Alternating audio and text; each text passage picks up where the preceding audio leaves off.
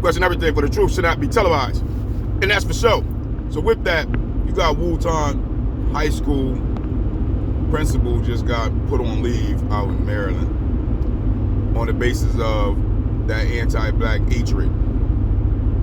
You know, and it's mind-boggling that after all these years of dealing with what we had to deal with as a bloodline in this country, you would think that the people in this country would have gotten better when it comes to treating a people the way we had to survive a little more better. But when you're dealing with a caste system that is set up to keep you in the position that you're in, then anti-black hatred gotta be something that is pushed on a regular basis. That's just the reality to it. And you wonder where it comes from and where it stems from. Well, it gotta be being taught in the home.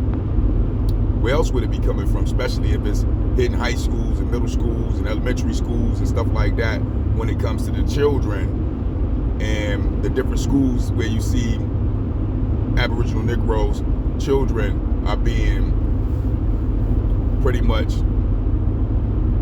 bullied in that manner.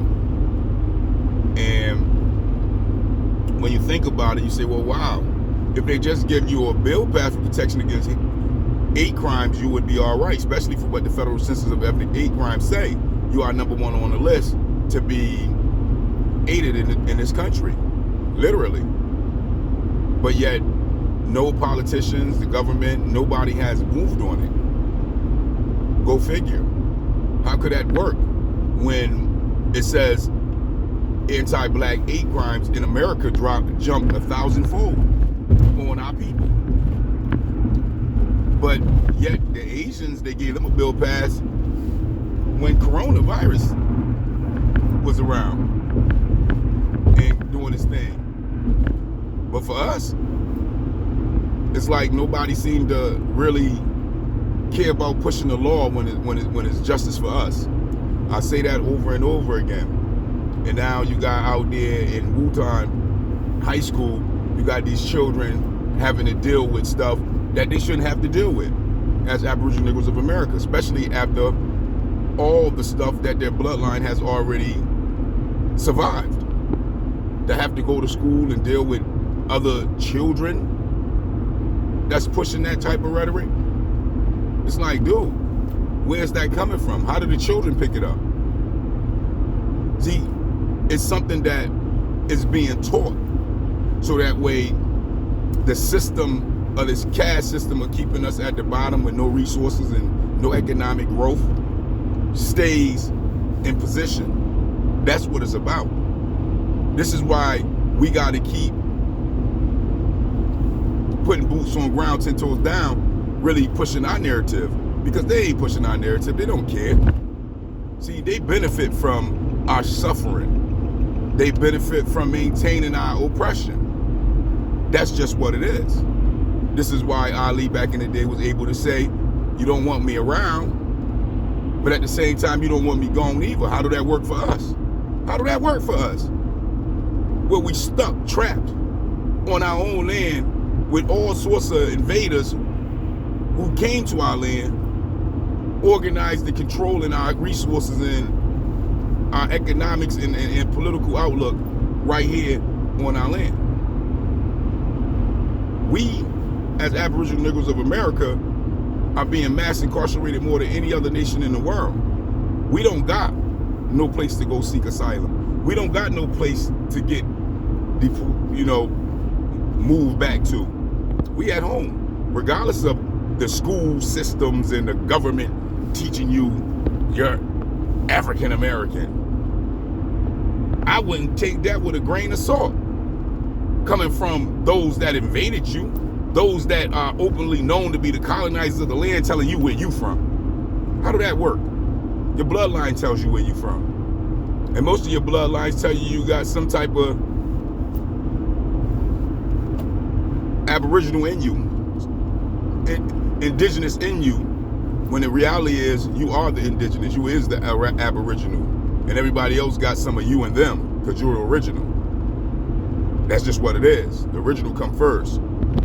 But this is what's going on, you know, in many different schools around America, where Aboriginal Negro children are dealing with anti-black hatred and is being hushed up under the rug by the schools, by the administration, and so on, as well as this country. They know what's going on. That's why you're sitting at the top of their federal census for ethnic hate crimes. They know.